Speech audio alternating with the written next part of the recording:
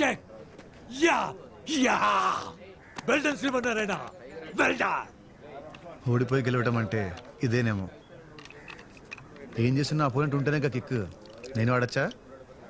13 ఏళ్ళగా ఆడుతున్నా, ఇటువైపు ఎవరు తొంగే చూడలేదు. రారా.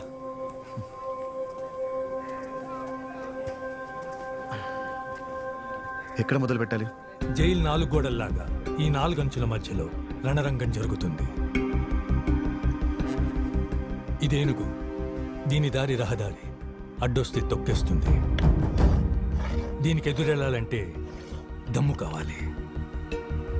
ఇది ఒంటే, దీని ఓరచూపుల్లోంచి తప్పించుకోలేము. దీని మీద ఎప్పుడూ కన్నేసుంచాలి.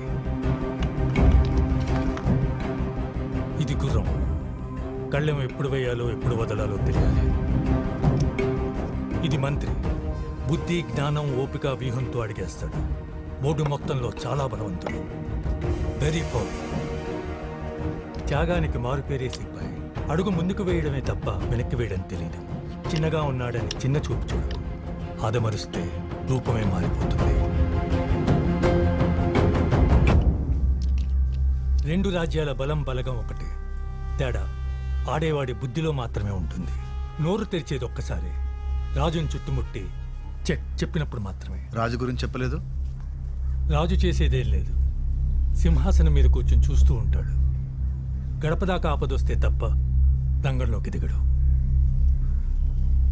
రాయిని రాజుని చేసావా? నువ్వు పేపర్ని నోట్ చేయలేదు. ఒక్క విషయం గుర్తుంచుకో, నువ్వు ఇక్కడ ఏం చేసినా కొన్ని కళ్ళు చూస్తూనే ఉంటాయి. ఏం మాట్లాడినా కొన్ని చెవులు వింటూనే ఉంటాయి. విన్నవి కన్నవి మాట్లాడడానికి కొన్ని నోళ్ళు ఉంటాయి. జాగ్రత్త.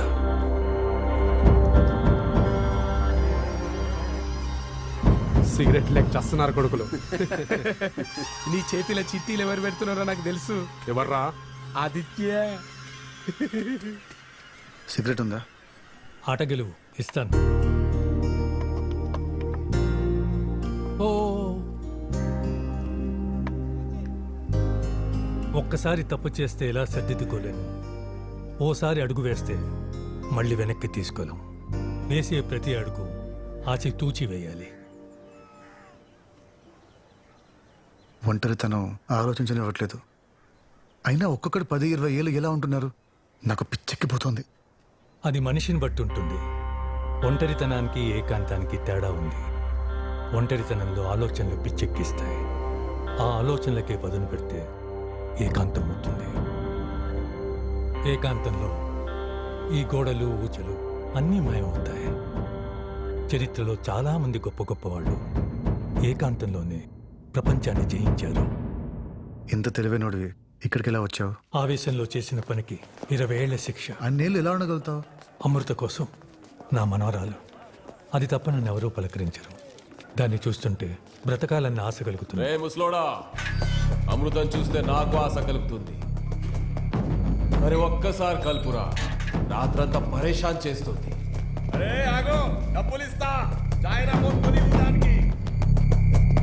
ఏ బాస్, సిగరెట్ కావాలా? ఉందా?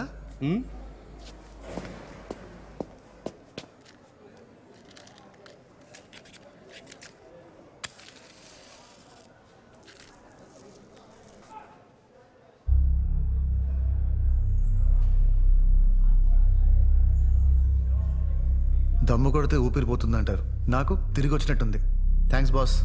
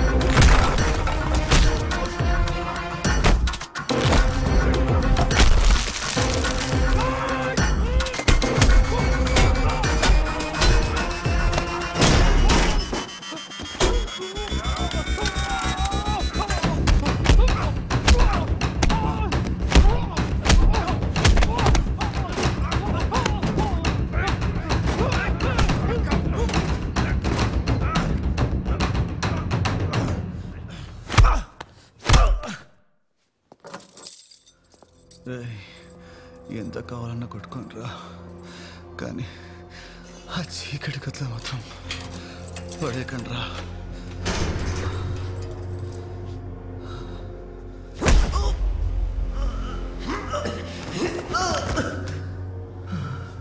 ఇప్పుడు సమ్మగా ఉందిరా. సమ్మ గొంతులేదో తెలియాలంటే నువ్వు కూడా తినాలి కదరా.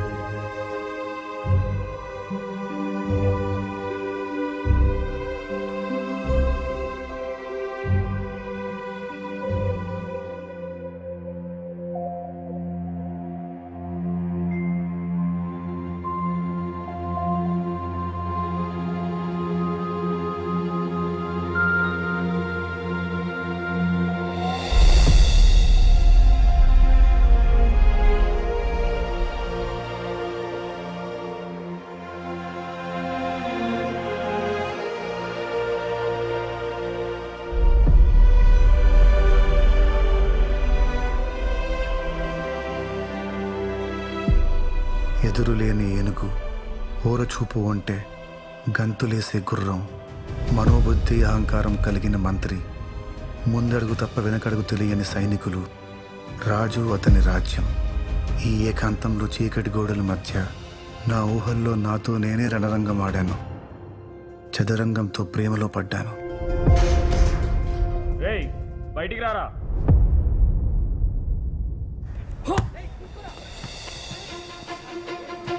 ఏం ఆదిత్య, చీకటి కదా ఎలా ఉంది?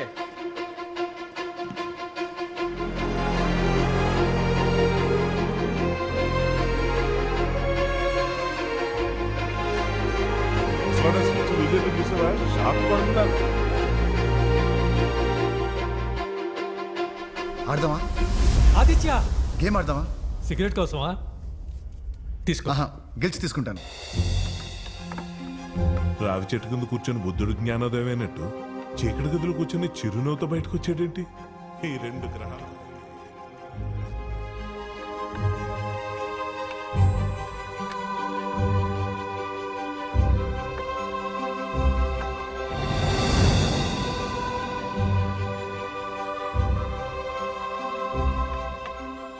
బాగా ఆడుతున్నావే. మీరు నేర్పించింది. Very good. ట్రిగర్, 40 మంది ప్రాణాలు తీసిన టెర్రరిస్ట్తో మనకెందుకు ట్రిగర్? ఈ జైల్లో ఎవరైనా సరే నా కంట్రోల్లోకి రావాలి. కరెక్ట్ టైం చూసి చెక్ పెడదాం కొడుక్కి.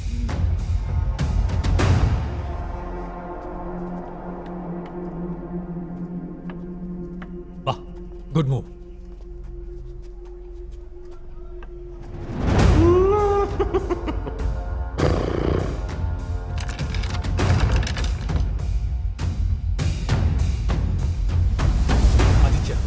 ఆదిత్య, వద్దు, వదిలే.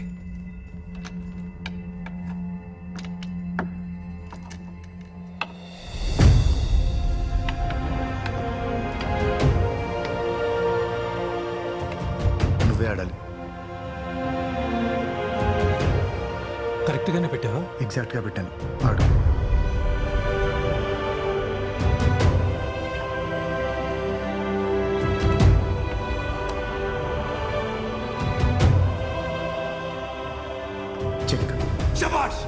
నా మొదటి గెలుపుని మీకే అంకితం ఇస్తున్నాను. అంకితం ఇస్తే సరిపోదు, ఇప్పటి నుంచి రోజు చేసి ప్రాక్టీస్ చేయాలి. ఓకే మాస్టర్, రేపటి నుంచి సిగరెట్ స్టాక్ పెట్టుకో.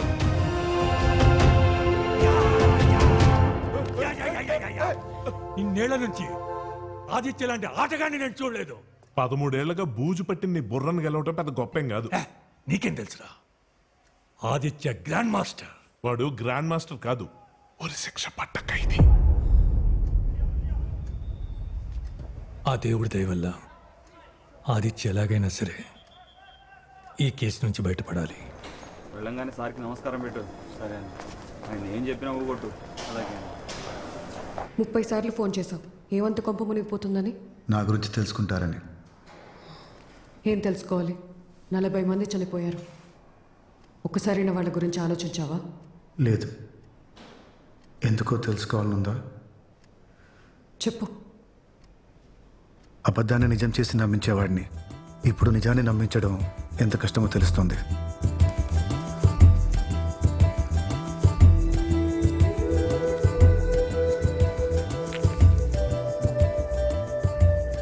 ఆకలికి ఆతృత ఎక్కువ. రాయిని వజ్రంలా చూపించింది, నన్నే మాయ చేసింది.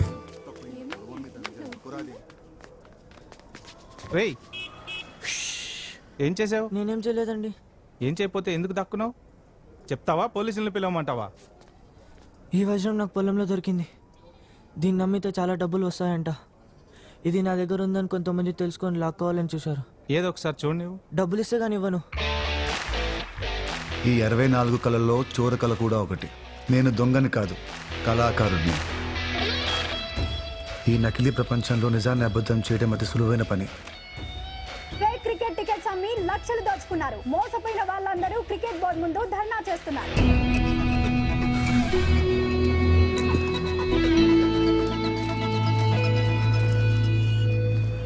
సిగ్నల్ దగ్గర మహా ట్రస్ట్, కాలేజ్ దగ్గర యెహోవా ట్రస్ట్, థియేటర్ దగ్గర మిర్జా ట్రస్ట్, మరి ఇక్కడ ఆచార్య ట్రస్ట్.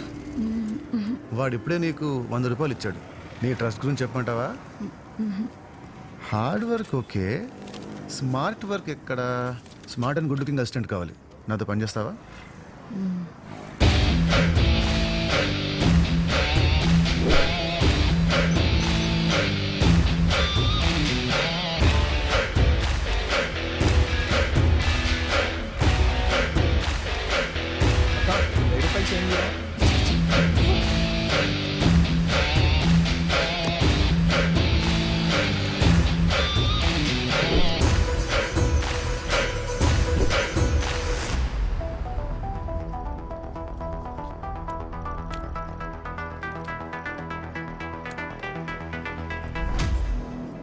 అంతమంది అమాయకుల్ని నమ్మించి మోసం చేసి నేను అమాయకుణ్ణి అంటున్నావు.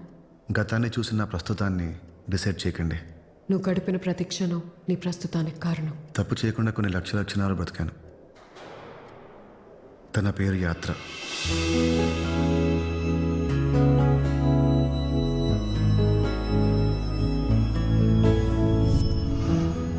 మేడం, మీ ఆర్డర్. సేమ్ ఇంకోటి.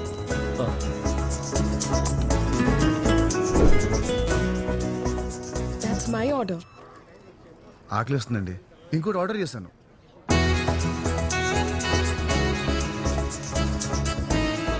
ప్లీజ్ అలా చూడకండి, అరగదు. కావాలంటే షేర్ చేసుకుందాం. మీరు నన్ను చూస్తున్నారా లేదా ఆ బిల్ బోర్డ్ని చూస్తున్నారా? డ్రాపింగ్ ఎక్కడ మేడం? KPHP colony. నా కడుపు నింపి మీరు తినకుండా వెళ్ళిపోతున్నారు. ఏంటి? వెళ్ళే దారిలోనే వెళ్ళు, దిగిపోతాను. ఎక్కడ?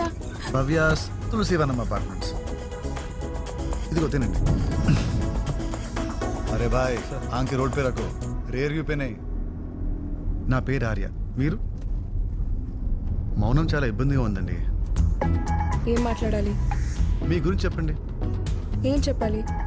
ఆ కాటుకళ్ళతో ప్రపంచాన్ని చూసిన రోజు గురించి, మీ పేరు చేసే శబ్దం గురించి, మీరు మొదటిసారి ఊపిరి పీల్చుకున్న రోజు గురించి, పోనీ మీకు ఇష్టమైన పాట ఏదో ఒకటి చెప్పండి.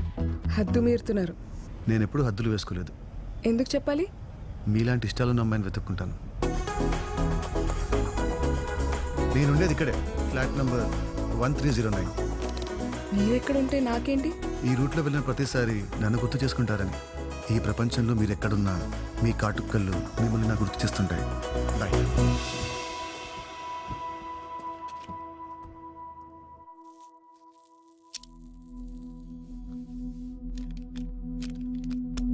నిన్న రాత్రి ఢిల్లీ నుండి హైదరాబాద్ వచ్చిన 2 ప్రత్యేక బృందాలు పాత బస్తీలో అకస్మాత్తుగా తనిఖీలు జరిపారు. తౌఫీక్ జమాత్ నేషనల్స్ తో సంబంధం ఉన్న 20 మంది అనుమానితుల్ని అదుపులోకి తీసుకున్నారు. పాత బస్తీ మొత్తం పోలీసుని మోహరించారు. ఈ సోదాలు రేపు కూడా కొనసాగే అవకాశం ఉన్నట్టుగా తెలుస్తోంది. ఏమైంది? నాకు తండ్రిగా ఉంటాడని అమ్మ పెళ్లి చేసుకుంది. అమ్మున్నన్ని రోజులు బాగానే ఉండేవాడు. తను పోయిన తర్వాత ఇష్టం వచ్చినట్టు ప్రవర్తిస్తున్నాడు. ఇంటికి వెళ్ళాలంటేనే భయం. కానీ తప్పదు, నాకెవరూ లేరు. ఈరోజు హద్దు మీరు కొట్టాడు. ఇంట్లోంచి బయటకు వచ్చేసాను. కొన్ని రోజులు ఇక్కడే ఉండొచ్చా? ఏదైనా జాబ్ చూసుకుని వెళ్ళిపోతాను. వెలుగునిచ్చే ఈ కళ్ళు నా కళ్ళ ముందే ఉంటాయంటే కాదనగలనా? ఇక్కడే ఉండొచ్చు. చాలు చాలు, తిను.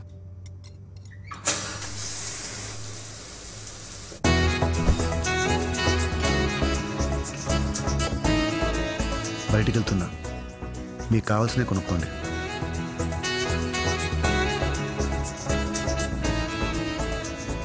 Thanks for your help. నా పేరు చేసే శబ్దం యాత్ర. యాత్ర నా ప్రపంచాన్ని మాయ చేసి నా చుట్టూ తన ప్రపంచాన్ని అల్లేసింది. Your time starts now. సూర్య అగస్త్య ఎవరు? నేనే. సర్వనన్? నేనే. ఆర్య అని చెప్పారు. మీకు ఆర్యాన్ని పరిచయం చేసుకోకముందు సర్వనన్, అంతకుముందు మైకేల్, దానికి ముందు పఠాన్. సందర్భాన్ని బట్టి పేరు మార్చేసుకుంటాను. అన్ని పేర్ల?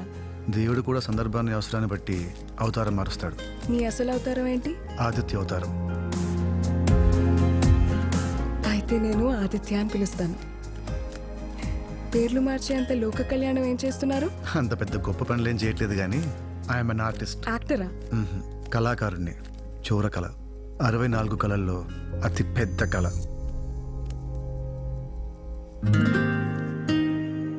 ఇంత తెలివి సరిగ్గా వాడితే ఎంత ఎత్తెదుగుతావో తెలుసా? ప్రపంచం ఆశ్చర్యపోయేంత. ఎక్కడికైనా వెళ్దామా? ఎక్కడికి?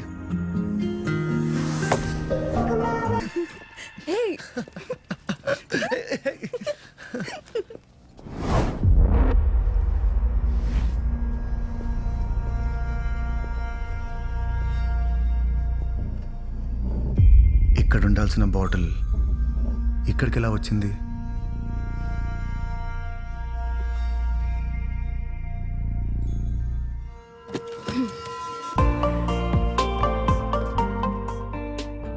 ఇంతకుముందు నువ్వు ఒక్కడివే, ఇప్పుడు నేనున్నాను. నేనే కదిపుంటాను. దీని అర్థం ఏంటి? శుద్ధోసి, బుద్ధోసి, నిరంజనోసి. మనిషి పుట్టినప్పుడు చాలా స్వేచ్ఛగా, స్పృహతో, మచ్చ లేకుండా పుడతాడు. పోయేలోపు ఒక క్షణమైనా అలా బతకాలని గుర్తు చేసుకుంటూ ఉంటాను.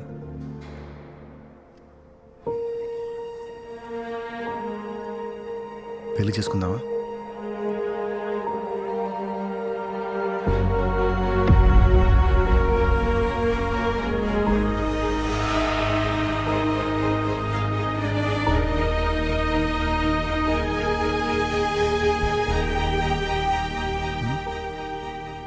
సంతోషంగా ఉన్నాను. I'm just happy.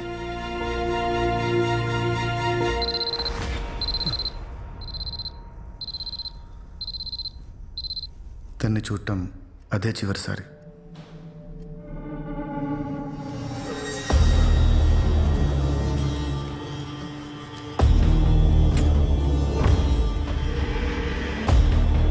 బీబీ ఎవరు, ఎక్కడుంటాడు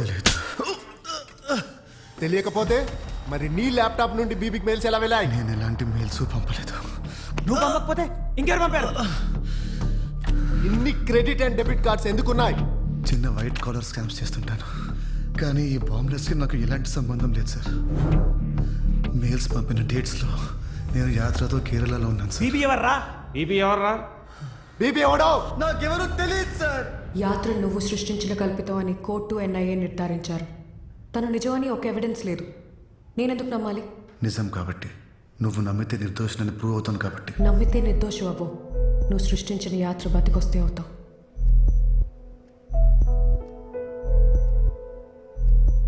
ఏదో ఒక రోజు తను వస్తుందన్న నమ్మకం ఉంది. నా ల్యాప్టాప్ యూజ్ చేసిన రోజున మేమిద్దరం కేరళలో ఉన్నాం. అక్కడ ఉన్నట్టు ఫొటోస్ అండ్ వీడియోస్ తన దగ్గర ఉన్నాయి. రేపు కోర్టులో హియరింగ్ ఉంది. నేను నమ్మి టైం ఇస్తారో లేదో చూద్దాం.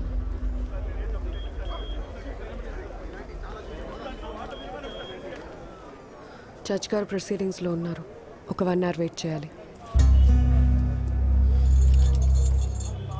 ఛీ, నీకు అసలు ఆడడమే రాదు. ఇదంతా బ్యాడ్ మూవ్ తెలుసా? ఇది పెట్టాల్సింది ఇది పెట్టాం.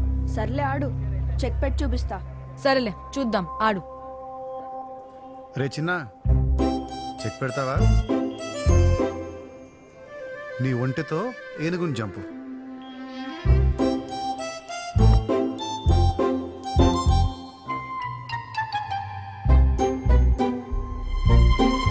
నల్ల ఒంటి ఎదురుగా ఉన్న సిపాయిని ఒక్క అడుగు ముందుకి.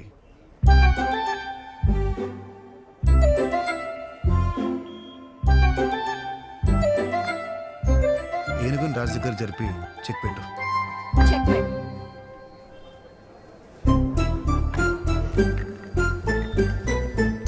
నాతో ఆడతావా? ఎక్కడికి? సార్, తను జడ్జ్ గారి మనోరాలు, స్టేట్ లెవెల్ చెస్ ఛాంపియన్షిప్ విన్నా. నమస్తే సార్. నమస్తే సార్. నమస్తే సార్. ఆడవయ్యా.